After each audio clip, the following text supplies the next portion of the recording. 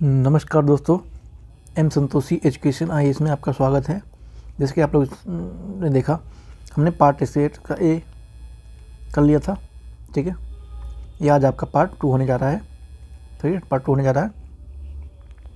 हमने जो पार्ट 1 है सारा कर लिया था। आप चाहें तो वीडियो पड़ी हुई जाकर देख सकते हैं। चैनल पर नए हैं, सब्सक्राइब जरूर कीजिएगा, बेल आइकन को प्रेस करना बिल्कुल ना भूलें। ठीक है, तो चलिए शुरू करते हैं मेरे टाइम को आए हुए।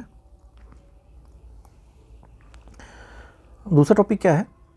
संसद, राज्य विधानमंडल, स्थानीय सरकार और कार्य प्रणाली जो प्रणाली इनकी है। आपातकालीन उपबन, इंटरनल इमरजेंसी, ये सुर्खियों में क्यों रहा है? क्योंकि 2024 में जो भारत का राष्ट्रीय आपातकाल की घोषणा के 50 वर्ष पूरे हो चुके हैं। इसी तारीख को 25 जून 1975 को आंतरिक आपातकाल की घोषणा की गई थी। ठीक है, आपातकाल क्या है? आपातकाल के दौरान ज़्यादातर मौलिक अधिकार निलंबित कर दिए जाते हैं। आपातकाल मौलिक अधिकारों को निलंबित करने के प्रावधान जर्मनी के वाइमर संविधान से लिया गया था। ठीक है, अनुच्छेद 352 और 360 में उल्लिखित है। इन प्रावधानों को शामिल करने के पीछे औचित्य देश की संप्रभुता, एकता, अखंडता व लोकतांत्रिक राजनीतिक व्यवस्था, संविधान की रक्षा करना है। आपातकाल के कुछ प्रकार हैं, जैसे कि राष्ट्रीय आपातकाल अनुच्छेद 352, राष्ट्रीय शासन, राष्ट्रपति शासन अनुच्छेद 356 और वित्तीय आपातकाल 360। ठीक है, तो इसमें जो 352 में क्या होता है, ये किस लिए होता है, क्यों इसको क्या मतलब किस लिए इसको लगाया जाता है? युद्ध या गृह आक्रमण के कारण गृह आपातकाल लगाया जा सकता है, या फिर कोई और रीजन हो जैसे कि सशस्त्र विद्रोह या आंतरिक आपातकाल लगाया जा सकता है। सशस्त्र विद्रोह मतलब हो जाता है जैसे कि कुर्फ हो जाता है तो उसमें लगाया जाता है। उसके बाद जो 360 है और माफ की 356 है, राज्य में संवैधानिक तंत्र के विफल हो जाने पर इसका उपयोग किया जाता है। वित्तीय स्थिरता के समक्ष खतरा हो तब ये 360 लगता है। ठीक है, तो आप बताएंगे भारत में अभी तक कितनी बार वित्तीय आपातकाल लग चुका है? कमेंट में जरूर कहेंगे। ठीक है, कमेंट जरूर करेंगे कितनी बार वित्तीय आपातकाल लग चुका है। ठीक है, उसके बाद बताएंगे राष्ट्रपति शासन कितनी बार लग चुका है और सबसे ज़्यादा किस प्रदेश में लग चुका है। ठीक है दोस्तों, जानकारी तो बता दूँ, जो वित्तीय आपातकाल है वो अभी तक इंडिया में नहीं लगा है, इंडिया में लगा ही नहीं है। ठीक है, इंडिया में नहीं लगा है। बाकी राष्ट्रपति शासन कई बार लग चुका है, आप बताएंगे कब लगा है। आपातकाल की घोषणा की प्रक्रिया, ठीक है, देखिए हिंदी में काफ़ी कम लोगों ने इसे कवर कराया है और हम इसको अच्छे से हिंदी में कवर कर रहे हैं। ठीक है, तो अपने दोस्तों से जरूर शेयर कीजिए और सब्सक्राइब जरूर कीजिएगा। टेलीग्राम से जुड़ के PDF प्राप्त कर सकते हैं। और भी सारी हमने हिंदी की क्लासें करवाई हैं जो कि RO ARO के लिए काफ़ी इंपॉर्टेंट है। UPPCS प्री आने वाला है जो अक्टूबर में आपका नेक्स्ट ईयर है, उसमें काफ़ी इंपॉर्टेंट है। ठीक है, और भी बहुत सारी चीज़ें हमने कवर करवाया है, जैसे मॉडर्न हिस्ट्री हो गया, जियोग्राफी हो गया, साइंस हो गया, बहुत सारी चीज़ें कवर कराएं, चाहे तो देख सकते हैं। बाकी आपकी इच्छा। चलिए चलते हैं। आपातकाल की घोषणा 1 महीने के भीतर संसद के दोनों सदनों द्वारा अनुमोदित होना आवश्यक है। इसकी अवधि क्या होती है?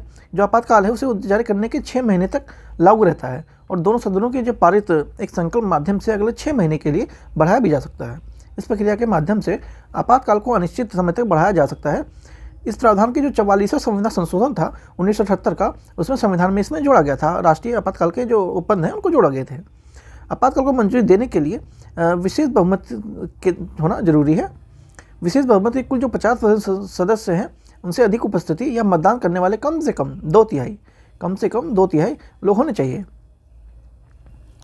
ठीक है, विशेष परिस्थिति क्या है? यदि 6 माह की अवधि के दौरान लोकसभा भंग हो जाती है, मान लीजिए, ठीक है, तो आपातकाल की जो स्थिति है उसे जारी रखने के लिए मंजूरी नहीं मिल पाती, तो इस घोषणा की वैधता लोकसभा के पुनर्गठन के बाद और उसकी पहली जो बैठक है उसके 30 दिनों तक बनी रहती है।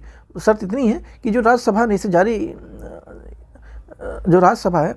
इसे जारी रखने की मंजूरी दे दी हो। ठीक है, आपातकाल का जो निर्वासन है, रिवोकेशन है, वो क्या है देखते हैं। राष्ट्रपति किसी भी समय अनुवर्ती घोषणा के आपातकाल माध्यम से आपातकाल संबंधी घोषणा को रद्द कर सकता है। इसके लिए संसदीय अनुमोदन की आवश्यकता नहीं होती है। मतलब कहने का तात्पर्य है कि जो राष्ट्रपति है वो कभी भी इसे रद्द कर सकता है या अनुमोदन कर सकता है। ठीक है, घोषणा कर सकता है और इसको संसदीय अनुमोदन की अनुमति भी नहीं है।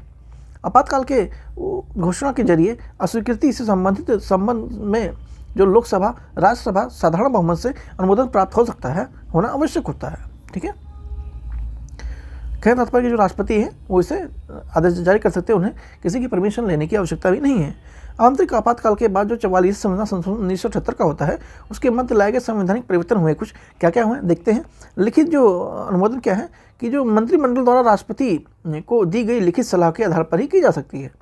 मौलिक अधिकार 359 के दायरे सीमित कर दिया गया। इसका अर्थ है कि जो अपराध के लिए दोष सिद्ध के संबंध में संरक्षण का अधिकार और जो अनुच्छेद 20 है तथा प्राणदैहिक स्वतंत्रता संरक्षण का अधिकार अनुच्छेद 21 आपातकाल के दौरान लागू रहेंगे। अर्थात कहने का तात्पर्य ये है कि जो आर्टिकल जो 20 और 21 ये आपसे नहीं छीन सकते, राष्ट्रीय आपातकाल होने के बाद भी ये हमेशा जारी रहेंगे। ठीक है। उसके बाद जो लोकसभा के कार्यकाल का अनुच्छेद 83 और 172 के संशोधन करके जो लोकसभा के कार्यकाल को 6 वर्ष तक घटाकर 5 वर्ष वापस कर दिया गया है। अनुच्छेद 275A में को हटाना यह एक केंद्र सरकार के किसी भी कानून की व्यवस्था को गंभीर स्थिति में निपटने के लिए संघ के सशस्त्र बल या किसी अन्य बल को तैनात करने की शक्ति भी प्रदान करता है। न्यायिक समीक्षा राष्ट्रपति उपराष्ट्रपति चुनाव संपन्न या उससे जुड़े संशय विवादों की जांच सुप्रीम कोर्ट द्वारा की जाएगी तथा उनका फैसला भी सुप्रीम कोर्ट ही करेगा। उसका न्यायिक समीक्षा भी होती है। उसके बाद इंपॉर्टेंट है, वेरी वेरी इंपॉर्टेंट, दल बदल कानून। ठीक है, इंपॉर्टेंट है, इसको ध्यान में रखेंगे। क्वेश्चन आया है कई बार यूपीएससी एग्जाम में, डायरेक्ट क्वेश्चन उठा लेता है यहाँ से।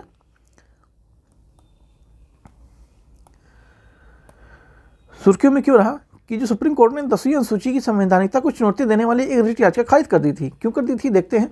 पहले जानते हैं कि दल बदल जो कानून है ये क्या है। दल बदल विरोधी कानून उन विधि निर्माताओं को अयोग्य ठहराने का प्रावधान किया गया है जो कि अपने राजनीतिक दल की टिकट पर निर्वाचित होने के बाद स्वेच्छा से, मतलब खुद की मर्जी से वो किसी और दल में शामिल हो जाते हैं। वो अपने दल को छोड़ के किसी और दल में शामिल हो जाते हैं, उनके लिए स्पेशली कानून बनाया गया है। आर्टिकल जो 52 है उसमें 1985 के माध्यम 10वीं अनुसूची में इसे रखा गया है। ठीक है, 10वीं अनुसूची में इसे रखा गया है। दल बदल के उत्पन्न होने वाली अयोग्यता के संबंध में किसी भी प्रश्न का निर्णय सदन के पीठासीन अधिकारी करता है।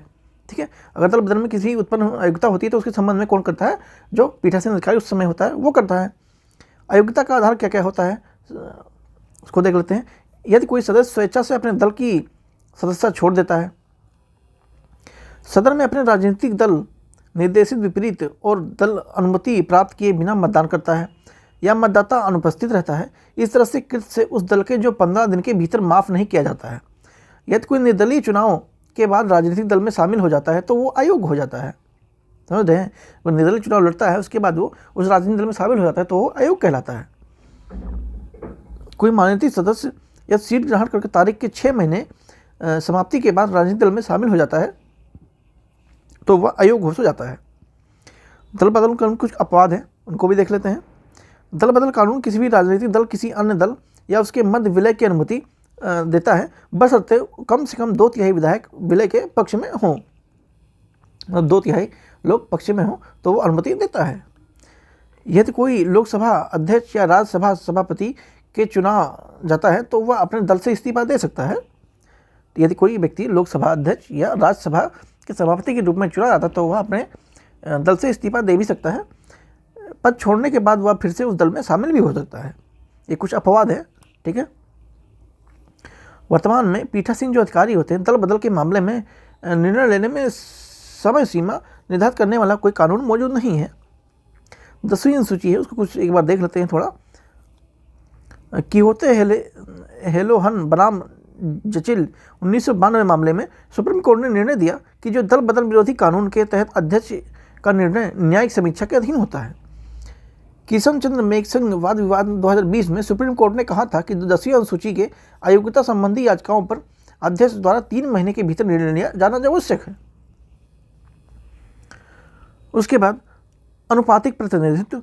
ठीक है, प्रोपोर्शनल रिप्रेजेंटेशन क्या है देखते हैं। सुर्खियों में क्यों रहा है, क्योंकि भारत में कई विशेषज्ञों ने लोकसभा और राज्यसभा के चुनावों के लिए fast past the post FPTP चुनाव प्रणाली संस्थान का अनुपातिक प्रतिनिधित्व विचार करने में मत प्रकट किया है। ठीक है, तो इसलिए ये चर्चा का विषय बना हुआ था। FPT और अनुपातिक प्रतिनिधित्व प्रणाली के बीच अंतर क्या है देखते हैं। साधारण बहुमत प्रणाली और अनुपातिक प्रतिनिधित्व प्रणाली। ठीक है, ये कोई इतना इम्पोर्टेंट है नहीं, बाकी आप देखने के लिए देख सकते हैं। ठीक है, कुछ प्रकार उनको देखते हैं। एकल संक्रमणीय मत प्रणाली, मतदाता अपने उम्मीदवारों को वरीयता क्रम से स्थान रैंक देता है। इसमें इस प्रणाली में राज्यसभा एवं राज्य विधान परिषद के राष्ट्रपति और उपराष्ट्रपति के पद का भी चुनाव होता है। उसके बाद सूची और प्रणाली पार्टी पोस्ट, इसमें क्या होता है कि जो मतदाता है उम्मीदवार को नहीं बल्कि राजनीतिक दलों को मत देता है। इसके बाद दल प्राप्त मतों के हिस्से में सीटें प्राप्त करते हैं। कुछ मिश्रित होती है। FPTP के जरिए प्रत्याशी निर्वाचन आयोग किया जाता है। इसके अलावा विधिक दलों द्वारा प्राप्त प्रतिशत के आधार पर अतिरिक्त सीटों का भी भरा जाता है। संसदीय समितियाँ, पार्लियामेंट्री कमेटीज इम्पोर्टेंट हैं, देखते हैं। लोक लेखा समिति, ठीक है, और प्रकलन समिति, एस्टीमेट कमेटी के लिए लोकसभा प्रस्ताव पेश किए गए हैं। कुछ समितियों के बारे में देख लेते हैं। इनका तात्पर्य समिति से है जो सदन द्वारा नियुक्त किए गए निर्वाचन में होती हैं या अध्यक्ष द्वारा नामित होती हैं और जो अध्यक्ष के निर्देशन में काम भी करती हैं, ये होती हैं समितियाँ। ये सदन एवं अध्यक्ष को अपनी रिपोर्ट प्रस्तुत करती हैं। इन समितियों के लिए सचिवालय सहायता व्यवस्था लोकसभा सचिवालय द्वारा की जाती है। संसदीय समितियों का इतिहास ब्रिटिश से जुड़ा हुआ है, ठीक है। ये समितियाँ अपना अनुच्छेद 105 और 118 से प्राप्त होती हैं। इनको अनुच्छेद 105 में क्या है कि संसदों को विशेषाधिकार से संबंधित है। अनुच्छेद 118 में संसद को अपनी प्रतिक्रिया और कार्य संरचना विनिमय करने के लिए नियमित बनाने का अधिकार देता है। संसदीय समिति कुछ बारे में देख लेते हैं। एक तदर्थ समिति होती है, एक स्थायी समिति होती है। तदर्थ में क्या आता है, इन्हें विशिष्ट उद्देश्यों के लिए गठित किया जाता है। जब समितियां सौंपे गए कार्य को पूरा कर लेती हैं तो उन्हें विघटित भी कर दिया जाता है। जैसे रेलवे कनेक्शन, समिति, संसद भवन परिषद आदि खाद्य प्रबंधन में संयुक्त आदि समिति को माना जाता है। कहने का मतलब है कि कुछ समितियाँ होती हैं जिन्हें समय आने पर गठित करके फिर जब वो काम पूरा होने के बाद उन्हें निष्क्रिय कर दिया जाता है। अस्थायी समितियाँ क्या होती है, वह समितियाँ हैं जो नियमित समितियाँ होती हैं और समय समय पर इनका गठन भी किया जाता है और ये भविष्य में भी कार्य करती हैं। जैसे वित्तीय समिति, विभागों से संबंधित समिति, अस्थायी समिति, अधीनस्थ विधान समिति इत्यादि ये सारी समितियाँ हैं। ये कुछ इंपॉर्टेंट समितियाँ हैं, देख लेंगे। इनका गठन पहली बार 1921 में मॉन्टेग्यू चेम्सफोर्ड में आलोक में किया गया, मतलब उसके संदर्भ में किया गया था। इसमें कुल 22 सदस्य होते थे, 15 सदस्य लोकसभा से और 7 राज्यसभा से होते थे। कार्य क्या था कि जो राजस्व और व्यय लेखा का परीक्षण करना था। उसके बाद प्रकलन कमेटी है, इसे 1950 में गठित किया गया था। इसे लोकसभा के 30 सदस्य शामिल होते थे, ठीक है। और इसके कार्य प्रशासन दक्षता के वैकल्पिक नीतियों को सुझाव देना था। यह समिति से जांच करती थी कि जो प्रकलन नीति के संयम में रहने हुए ठीक ढंग से आवंटित किए जाए या नहीं, ठीक है। जानकारी के लिए आपको बता दूं कि जो ये वाली समिति है ये सबसे ओल्डेस्ट है, ठीक, ओल्डेस्ट समिति है, सबसे पुरानी समिति है, ठीक है। ध्यान रखेंगे, इंपॉर्टेंट है, ये क्वेश्चन पूछा गया है। संसदीय भाषा समिति, केंद्रीय गृह सहकारिता मंत्री सर्वसम्मति राजभाषा द्वारा PCOL के अध्यक्ष में चुना गया था। संसदीय समिति के बारे में क्या है कि इसका गठन कब होता है, 1963 के अधिनियम धारा 4 के अंतर्गत 1976 में किया गया था। इस अधिनियम में सरकारी योजनाओं के लिए प्रत्येक हिंदी को अपनाने के लिए उपबंध किए गए थे। इसके अलावा क्या किया गया था कि जो लागू होने के 10 वर्ष बाद भी राजभाषा समिति का गठन किया गया था। बाकी और भी समितियां हैं, देख लेंगे, ठीक है। जो इंपॉर्टेंट थी मैंने बता दिया है। सब्सक्राइब नहीं किया है, सब्सक्राइब कर सकते हैं अगर वीडियो आपको अच्छी लग रही हो। उसके बाद क्या आता है, नेक्स्ट टॉपिक क्या है कि संसद का सचिवालय। संसद का सचिवालय क्या है, ये सुर्खियों में क्यों रहा है, पहली बात तो ये, ठीक है। सुर्खियों में क्यों रहा है कि इसके 75 वर्ष पूरे हो चुके हैं। जो भारतीय संसद के गठन को 75 वर्ष पूरे हो चुके हैं। उसके कुछ प्रावधान है, उनको देख लेते हैं। अनुच्छेद 98 में प्रत्येक सदन में अलग अलग सचिवालय स्टाफ होगा। संसद के कानून के प्रत्येक सदन में सचिवालय कर्मचारी की भर्ती, नियुक्ति, उसकी सेवा सत्ते विनियमित कर सकती हैं। हालांकि अभी तक ऐसा कानून पारित नहीं किया गया है। अनुच्छेद 187 में क्या कहा गया है कि अनुच्छेद 98 के समान ही प्रावधान होंगे।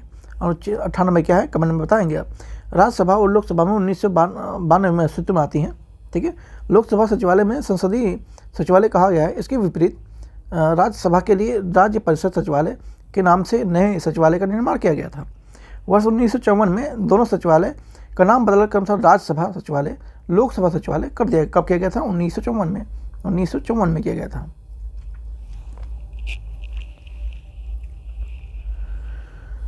दोनों सदनों के सचिवालय कार्यात्मक 10 सेवानिवृत्तों वर्गीकृत किया गया है। इनमें 10 सेवाओं के विधायी और कार्यकारी अधिकारी, प्रशासनिक शब्दावली, रिपोर्टिंग आदि सेवाएं सम्मिलित होती हैं, ठीक है। बाकी दोनों सदनों के जो महासचिव हैं उनको कैबिनेट सचिव के समकक्ष दर्जा दिया जाता है। वरीयता सूची में कैबिनेट के सचिव के 10वें स्थान पर रखा गया है, जबकि राज्यसभा और महासचिवों को 23वें स्थान पर रखा गया है। कुछ सचिवालय के कार्य हैं उनको देख लेते हैं। संसद के दोनों सदनों को प्रभावी कामकाज के लिए सचिवालय सहायता उपलब्ध कराना जरूरी होता है। विभिन्न संसदीय समितियों को सचिवालय सेवाएं प्रदान करती हैं। अनुसंधान और संदर्भ में तैयार करना तथा अलग अलग डॉक्यूमेंट को प्रकाशित करना भी इनका काम होता है। वेतन एवं अन्य भत्तों का भुगतान भी यही लोग करते हैं। महासचिव द्वारा पीठासीन अधिकारी को सहायता और सलाह देना भी इन्हीं का काम है। संसदों के प्रतिदिन कार्यवाही और रिकॉर्ड को तैयार करना भी इन्हें प्रकाशित करना होता है। ये लोकसभा सचिवालय और राज्यसभा सचिवालय, ठीक है, इतना इंपॉर्टेंट है नहीं। बाकी आपको पढ़ना हो तो पीडीएफ से आप पढ़ सकते हैं। लिंक आपको डिस्क्रिप्शन में टेलीग्राम मिल जाएगा, वहाँ से ज्वाइन कीजिए और उसे डाउनलोड कीजिए और पढ़ सकते हैं as you wish. Okay, anyway, अन्य कुछ चीज़ें सुर्खियों में थी, उनको भी एक बार नज़र देख लेते हैं क्या क्या थी। कैबिनेट सेक्रेटरी, केंद्र बजट की नियुक्ति में उनका कार्यकाल 30 अगस्त 2024 को 2 वर्ष पूरा हो जाएगा। कैबिनेट सचिव के बारे में थोड़ा कुछ जानकारी ले लेते हैं।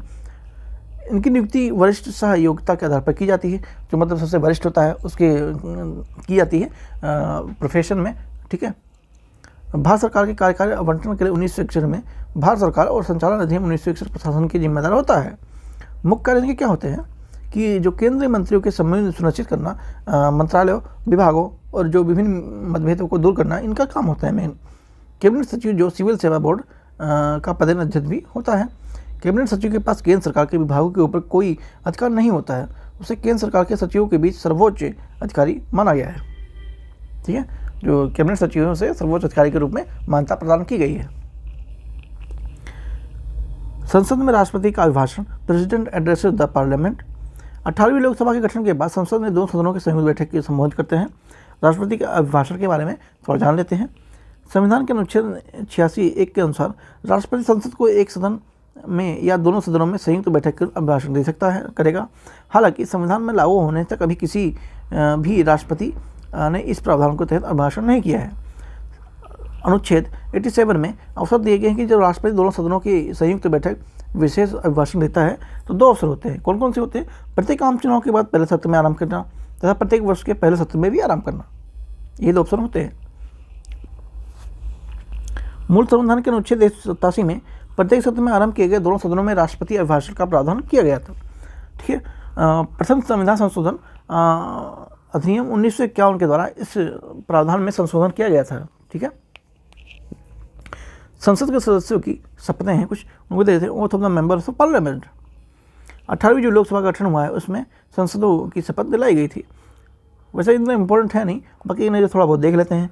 संविधान के जो 99वें सदस्य संशोधन द्वारा शपथ या प्रतिज्ञान संबंधित होता है। इससे अनुच्छेद के अनुसार जो सदन अपना ग्रहण करते हैं वो राष्ट्रपति या उसके उद्देश्यों की नियुक्ति करने के समक्ष शपथ लेता है या प्रतिज्ञापन करेगा। कौन सा अनुच्छेद? 99। शपथ का प्रारूप संविधान की 3री अनुसूची में दिया गया है। आप लोग जानते होंगे, पॉलिटी पढ़ते हैं तो। यदि कोई सदस्य शपथ में लिए गए बिना सदस्य ग्रहण करता है तो उसे अनुच्छेद 104 के प्रावधान में दंडित किया गया है, ठीक है। इस अधिनियम का अपवाद क्या है? कोई भी संसद चुने बिना भी मंत्री बन सकता है, हालांकि 6 महीने के भीतर उसे संसद के सदस्य बनना पड़ता है। शपथ अंग्रेजी में या संविधान के अनुसूची 22 भाषाओं में किसी भी में ली जा सकती है। जो शपथ है उसे अंग्रेजी में या फिर जो 22 भाषाएं वर्णन की गई है संविधान के में, उनमें से किसी में भी शपथ वो ले सकता है, ठीक है। तो इस तरह से हमारा एक और टॉपिक खत्म हो चुका है और हम आगे करते हैं नेक्स्ट टॉपिक 3 में। संविधान संबंधित कुछ मुद्दे थे, उनको एक बार देख लेते हैं। नागरिकता, ठीक है, सुर्खियों में क्यों रहा है? जो संवैधानिक पीठ की नागरिकता है 1955 के धारा 6(a) के वैधता को बरकरार रखता है। 1955 के बारे में थोड़ा बहुत जान लेते हैं जब चर्चा में आ गया है तो, है ना। इसमें नागरिकता प्राप्त करने के लिए निम्नलिखित 5 तरीके बताए गए हैं। पहला, जन्म से नागरिकता, वंशानुगत यानी जो वंश के आधार पर नागरिकता हो सकती है। उसके बाद देशीयकरण द्वारा नागरिकता प्रदान की जा सकती है। उसके बाद जो रजिस्ट्री या पंजीकरण द्वारा नागरिकता भी प्राप्त की जा सकती है। किसी राज्य क्षेत्र में भारत का भाग बन जाने से नागरिकता आदि की भी मिल सकती है। और इसमें क्या है, दोहरी नागरिकता का प्रावधान नहीं दिया गया है। संयुक्त राज्य अमेरिका यूनाइटेड किंगडम पाकिस्तान आज जिसे देखे हुए दोहरी नागरिकता प्रावधान भी है, जैसे कि इस देश का सिटीजन है और दूसरे देश का सिटीजन भी हो सकता है। तो यूएसए और पाकिस्तान में भी ऐसा प्रावधान है। धारा 6(1) के तहत अधिनियम 1955 के विशेष प्रावधान है। इसमें इसे वर्ष 1985 में केंद्र सरकार और असम आंदोलन के नेताओं के बीच हस्तांतरित असम समझौते के बाद नागरिकता संशोधन अधिनियम 1985 के जरिए शामिल किया गया था। ठीक है।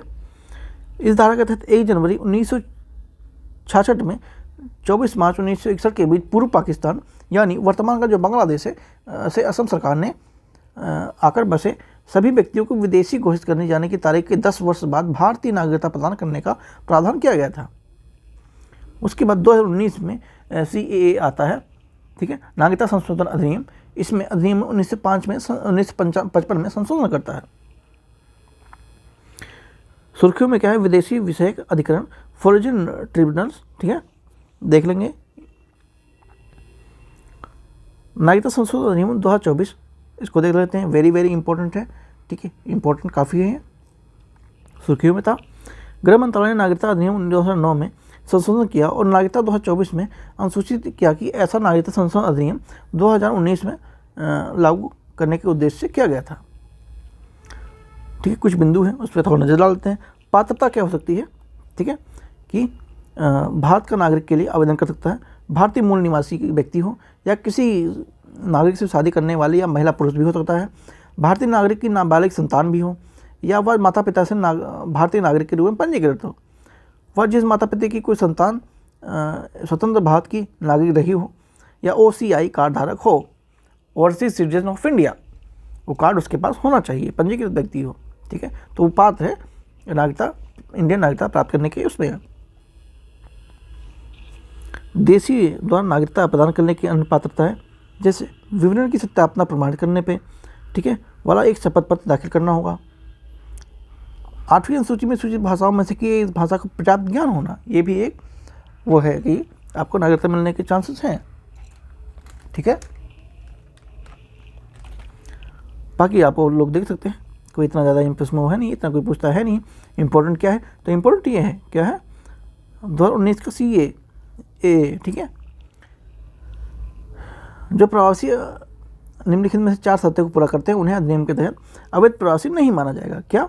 वे हिंदू, सिख, बौद्ध, जैन, फारसी या फिर ईसाई धर्म से हों, वे अफगानिस्तान, बांग्लादेश से आए हों, उन्हें 31 दिसंबर 2014 को या उससे पहले भारत में प्रवेश किया हो, तथा वे संविधान की 6ठी अनुसूची में शामिल असम, मेघालय, मिजोरम और त्रिपुरा के आदिवासी क्षेत्रों के इनर लाइन परमिट या अरुणाचल प्रदेश, मिजोरम, नागालैंड के तहत आने वाले क्षेत्र से नहीं आते हों, तो उन्हें भी नागरिकता प्रदान करने का अधिकार है। वर्ष केंद्र सरकार ने प्रवासी को पासपोर्ट भारत में प्रवेश अधिनियम 1920 तथा फॉरेनर्स एक्ट 1946 और बनाए गए तथा नियमों या आदेशों के खिलाफ दंडित करने की छूट दी है। देशीयकरण के जरिए नागरिकता लेने के लिए 11 वर्ष से घटाकर 5 वर्ष कर दी गई। पहले क्या थी? 11 वर्ष थी, उसके घटाकर 5 वर्ष कर दी गई है। ओवरसीज सिटीजन ऑफ इंडिया पंजीकरण रद्द करने के 5 आधार हैं। अधिनियम के यह प्रावधान किया गया है कि केंद्र सरकार की कुछ दशाओं में ऐसे प्रवासियों को पंजीकरण रद्द भी कर सकती है। 5 आधार कौन कौन से हैं देख लेते हैं एक बार। धोखाधड़ी के जरिए पंजीकरण होता है, तो संविधान के प्रति निष्ठा और रखना, युद्ध के दौरान शत्रु के साथ संपर्क में रखना, यदि भारत के संप्रभुता राष्ट्र की सुरक्षा या लोक हित बनाए रखने के लिए ऐसा करना आवश्यक हो, यदि पंजीकरण के 5 वर्ष के भीतर प्रवासी भारतीय नागरिक को 2 या उससे अधिक कारावास की सजा सुनाई गई हो, तो इस आधार पर OIC रद्द करने की प्रावधान किया गया है। ठीक है, उसके बाद देखते हैं प्रवासी भारतीय नागरिक ओवरसीज सिटीजन ऑफ इंडिया, इसके बारे में थोड़ा बहुत जानकारी ले लेते हैं। अभी तो थोड़ा बहुत ली है, फिर भी थोड़ा वो ले लेते हैं, ज़्यादा बेटर रहेगा। ज़्यादा जानकारी ही अच्छे ज्ञान का सृजन करती है। इसलिए कहा जाता है कि जो अधूरी जानकारी है वो विनाश का कारण भी बन सकती है। ओके, एनीवे, OCI कार्ड धारकों को विदेशी पुनर्वर्गीकरण करने की जानी चिंता को दूर करते हुए स्पष्ट किया गया कि जो वर्तमान में OIC नियमित परिवर्तन होंगे ओवैसी कार्ड धारकों के बारे में थोड़ा जान लेते हैं। ओवैसी योजना 2005 की नागरिकता अधिनियम 1955 के प्रस्तुत करने किया गया था। विदेशी सैन्यकर्मी चाहे वह सेवा में हो या सेवानिवृत्त हो, ओसीआई प्राप्त करने की पात्रता नहीं होंगे। ठीक है, जो विदेशी सैन्यकर्मी हैं वो किसी कीमत से ओसीआई कार्ड प्राप्त करने के अधिकारी नहीं होंगे। 2015 में भारतीय मूल व्यक्ति ओसीआई कार्ड धारकों को एक श्रेणी में शामिल कर दिया गया था। ओसीआई कार्ड धारकों के लिए पात्रता पाकिस्तान, बांग्लादेश नागरिकों को छोड़कर कोई भी देश नागरिक में हो सकता है जो 26 जनवरी 1950 के समय या उसके बाद किसी समय भारत में नागरिक रहा हो। 26 जनवरी को 1950 में नागरिक बनने योग्य था वो, जो क्षेत्र संबंधित 15 अगस्त 1970 के बाद भारत का हिस्सा बन गया हो। पुत्र या पुत्री परपोत्री भारत में नागरिक हो। जो ऊपर वर्णित ऐसे व्यक्तियों के नाबालिग संतान भी हो तो भी बन सकता है। जो नाबालिग बच्चा है उसे माता पिता के भीतर नागरिक या माता पिता के कोई एक भारत का नागरिक हो। भारतीय नागरिक ओवैसी कार्ड धारक जैसे मूल जीवन साथी जिसका विवाह आवेदन प्रस्तुत करने से कम 2 ईयर्स पहले हुआ हो। ठीक है, 2 ईयर्स पहले हुआ हो तो वो पात्र है। उनको लाभ क्या क्या मिलते हैं ये भी देख लेते हैं। इतना चर्चा में रहा है तो क्यों रहा होगा, तो लाभ जरूर मिलता होगा, तभी चर्चा में है भाई, है ना। बहुप्रवेश बहुउद्देश्य वीजा को प्राप्ति हो जाती है उन्हें। ठीक है, कृषि बागान भूमि खरीद और भारतीय बच्चों के अंतर्देशीय दत्तक ग्रहण से संबंध, दत्तक ग्रहण मतलब जो संपत्ति का सक्सेसर होता है, मतलब ईमीन उत्तराधिकारी होता है, उसके लिए वित्तीय आर्थिक शैक्षणिक मामलों में अनिवासी भारतीयों को समानता। ठीक है, उन्हें काफ़ी समानता मिलती है। कहने का मतलब है ओवैसी कार्ड धारकों को जैसे कि भारतीय नागरिकों को मिलती है, लगभग सारी चीज़ें मिल जाती हैं। 1955 धारा 5AG के तहत उसके कार्ड धारकों को 5 वर्ष की अवधि पूरी करने के बाद भारतीय नागरिकता प्राप्त करने के लिए पात्र हो जाते हैं। ठीक है, और वो 5 वर्ष बिता लेते हैं तो वो इंडियन सिटीजनशिप के हकदार हो जाते हैं। बस शर्त क्या है कि आवेदन से पिछले 5 वर्षों से 1 वर्ष भारत के निवास कर चुका हो। ठीक है, 5 में से 1 वर्ष इंडिया में निवास कर चुका हो तो वो योग्य हो जाता है। ठीक है, ओवैसी कार्ड पर कुछ प्रतिबंध लगा हुआ है। दोहरी नागरिकता के रूप में नहीं समझा जाना चाहिए। वोट देने के लिए राजनीतिक अधिकार प्राप्त नहीं करता है।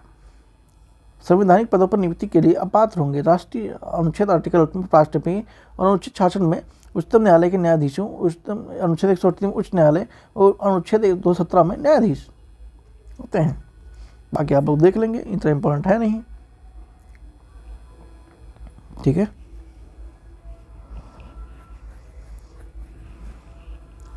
आरक्षण और affirmative action, reservation affirmative action सुर्खियों में क्यों रहा है कि संयुक्त राज्य अमेरिका कई राज्य में अपने यहाँ विश्वविद्यालय परिसरों की वैधता प्रतिनिधित्व कर रहे हैं। ठीक है, ये क्या होता है, ये एक सकारात्मक कार्यवाही के पक्षपात में सामाजिक और नस्ली भेदभाव वाले सामाजिक मुद्दों के लिए शिक्षा, रोजगार, प्रतिनिधित्व बढ़ाने के लिए अफर्मेटिव एक्शन का अपनाए जाते हैं। भारत और यूएसए, ठीक है, यूएसए और इंडिया अफर्मेटिव एक्शन का प्रावधान करता है। और देखो इतना इंपॉर्टेंट है नहीं, देख लेंगे आप लोगों के बाद। ठीक है, PDF लेके जो इंपॉर्टेंट वही करना जरूरी है, वरना वीडियो लंबी हो जाएगी, कोई मतलब बनता नहीं है इसका, है ना।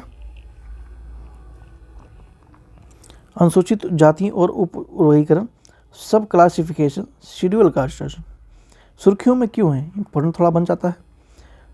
7 न्यायाधीशों की शक्तिपीठ ने पंजाब राज्य अन्य बनाम दविंदर सिंह और अन्य वाद 2024 निर्णय दिया कि जो अनुसूचित जातियां हैं वो उप वर्गीकृत भारत के संविधान के अनुच्छेद 14, 15 और 16 के तहत स्वीकार्य हैं। सुप्रीम कोर्ट ने अनुसार राज्य अनुसूचित जनजाति समुदाय के भीतर अधिक वंचित समूहों के अतिरिक्त कोटा आरक्षण प्रदान हेतु अनुसूचियों के उप वर्गीकरण का बात कर सकता है। ठीक है, तो इसलिए लोग चर्चा में थे। सुप्रीम कोर्ट ने पंजाब में कुछ डिसीजन दिए हैं तो उसके चलते ये लोग चर्चा में हैं। सुप्रीम कोर्ट के फैसले के बाद प्रमुख बिंदु कौन से होते हैं? संविधान के अनुच्छेद 143 से अनुसूचित जनजाति को अलग अलग स्तरों पर पिछड़ेपन वाली जातियों, मूल वंशज जातियों के समूह में रखा गया है।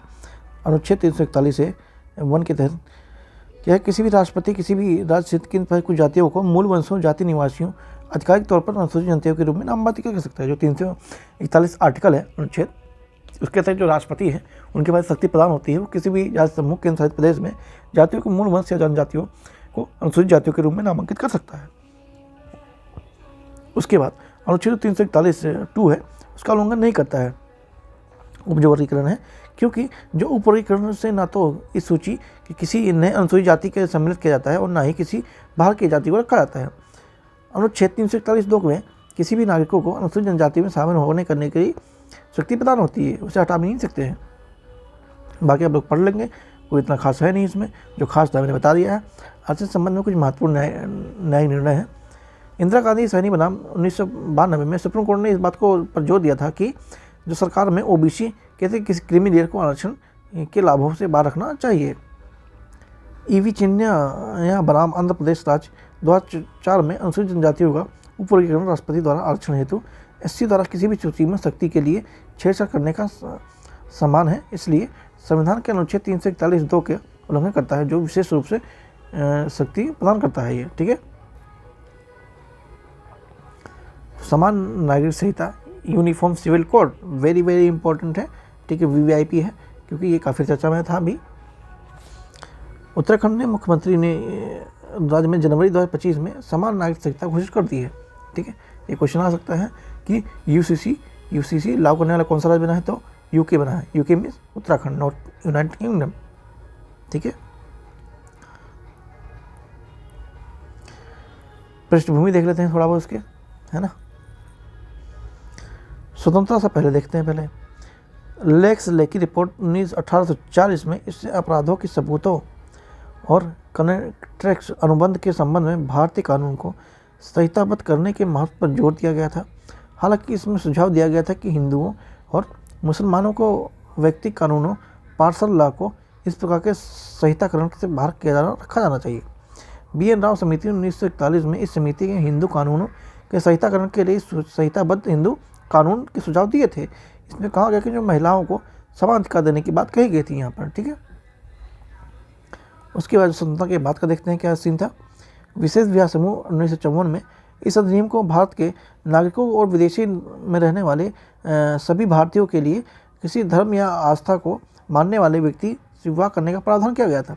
इसमें 4 हिंदू कानून थे: हिंदू विवाह अधिनियम 1955, हिंदू उत्तराधिकार अधिनियम 1956, हिंदू माइनॉरिटी गार्जियनशिप अधिनियम 1956 तथा हिंदू दत्तक भरण पोषण अधिनियम 1956। ये सारे इसमें थे। थोड़ा यूसीसी के बारे में जान लेते हैं। आज पूरे देश में सभी नागरिकों को एक समान कानून लागू करने की व्यवस्था को कहा गया है। सभी धर्मों को समुदाय विवाह, तलाक, विरासत, गोद लेने, उत्तराधिकार जैसे व्यक्तिगत में से एक समान रूप से लागू होना इसमें रखा गया है। संविधान के भाग 4 में वर्णित नीति निर्देशक जो DPSP के तहत अनुच्छेद 44 में यूसीसी का प्रावधान भी किया गया था। इसका उद्देश्य नागरिक के मामलों के लिए समान एवं कानूनी ढांचे का निर्माण करना था, ठीक है। तो इसका उल्लेख DPSP में ऑलरेडी मेंशन है।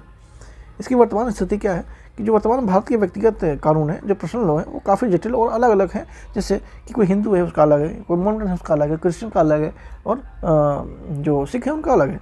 तो इस तरह से इसमें है। तो इसलिए 1 नेशन 1 रूल फॉलो करता है यूसीसी, ठीक है। यह प्रत्येक धर्म को अपने विशेष कानून का पालन करने का होता है। भारत में व्यक्तिगत कानून क्या है? हिंदू उत्तराधिकार में 1956 में हिंदू, सिख, जैन समुदाय लागू होता है। मुस्लिम पर्सनल लॉ के मुस्लिम समुदाय पर लागू होता है। भारतीय उत्तराधिकारी अधिनियम 1925 में ईसाई, पारसी और यहूदियों पर लागू होता है। तो इस तरह से ये अलग अलग कानून होते हैं, जो सब पे अलग लागू होता है, इसलिए इसको एक करने की बात कही गई है। गोवा में भारत एकमात्र ऐसा राज्य है जहाँ पहले से ही समान नागरिक संहिता लागू है। यूसीसी अलग से पुर्तगाली नागरिक संहिता सशर्त के रूप में मौजूद है, ठीक है। तो गोवा ही ऐसा राज्य है जो पहले से ये सब लागू है, गोवा में ही है, ठीक है।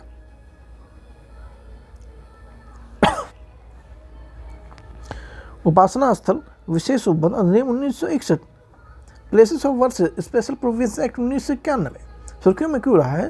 क्योंकि जो सुप्रीम कोर्ट के आदेश में सिविल अदालतों को अगले नोटिस तक पूजा करने के सामर्थ्य को चुनौती देने वाले नए मुकदमों करने व विवादित धार्मिक स्थलों को सर्वेक्षण के आदेश दिए पर रोक लगा दिया है, ठीक है।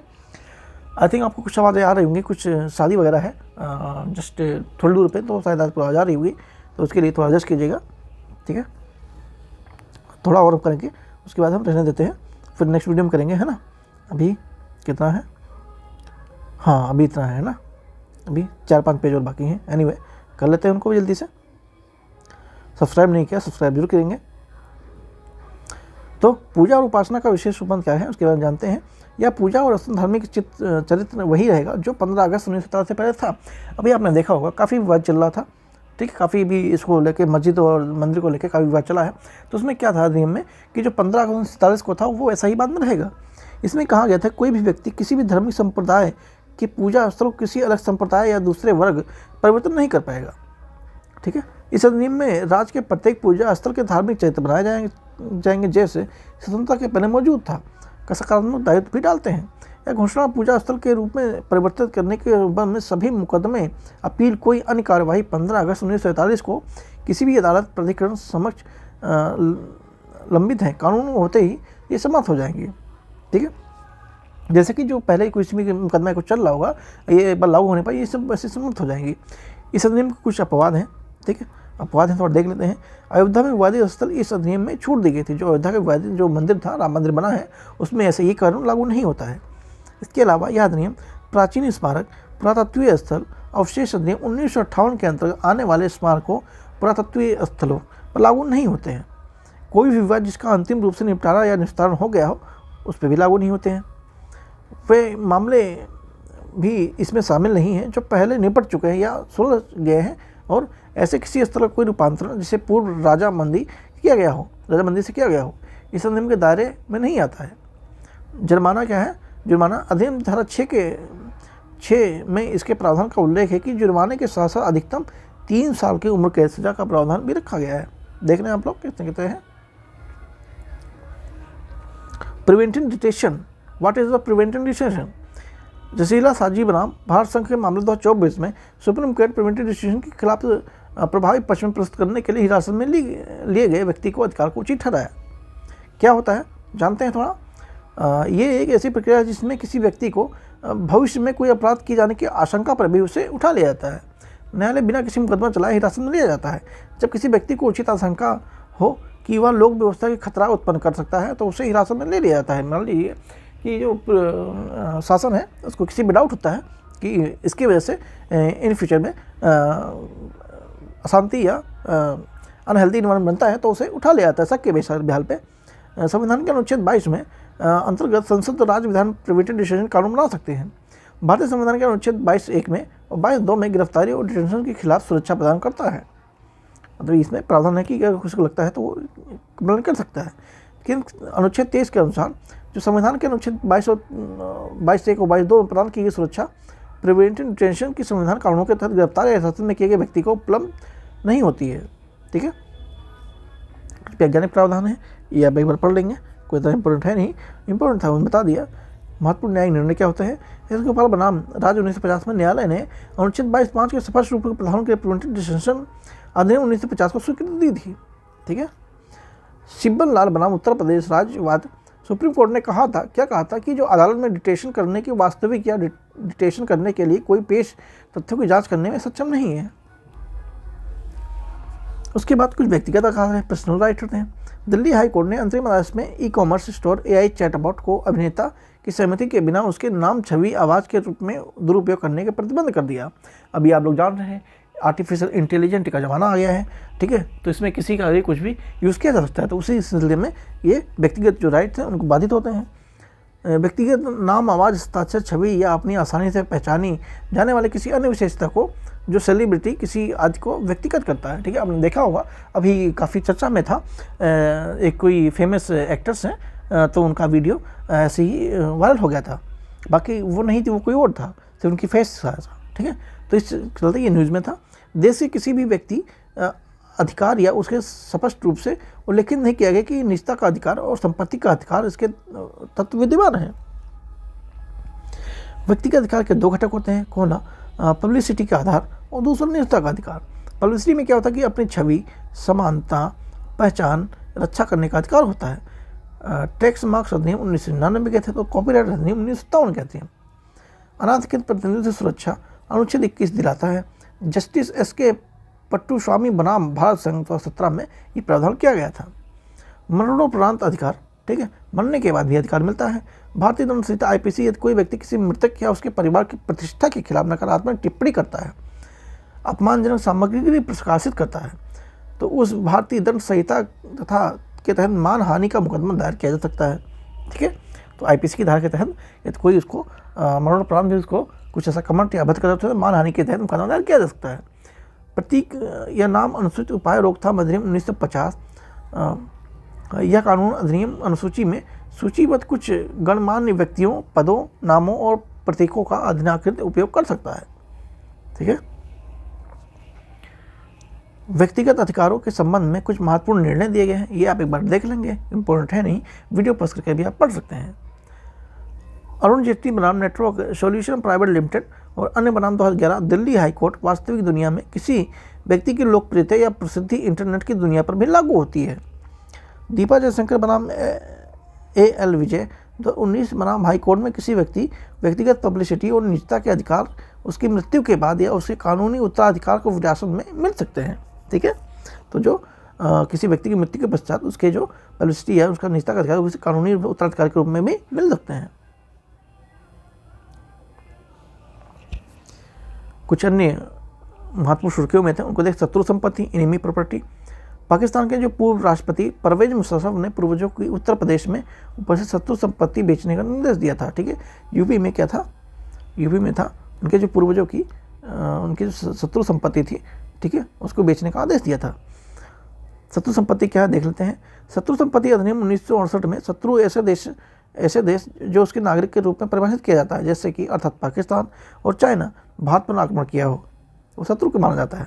कि शत्रु व्यक्ति या शत्रु कंपनी की किसी की संपत्ति या उसकी ओर धारित प्रतिबंधित संपत्ति शत्रु की संपत्ति कहलाती है। इस अधिनियम में 2017 के संशोधन द्वारा शत्रु की परिभाषा का विस्तार किया गया, जिसके निम्नलिखित कारण है। शत्रु कानूनी उत्तराधिकारी चाहे तो वह भारत का नागरिक हो या फिर ना हो, किसी देश का नागरिक हो जो शत्रु देश ना हो, कोई भी शत्रु जिसे भले ही अपना राष्ट्रीयता बदल दी हो। कहने का मतलब है कि शत्रु वो कहलाता है देश जिससे कभी संबंध खराब थे, खराब आई मीन सेंस की कोई गृह युद्ध, कोई मतलब युद्ध हुआ हो या फिर कुछ ऐसी चीज़ें हुई हों जिससे कि आपस में संबंध अच्छे नहीं हो।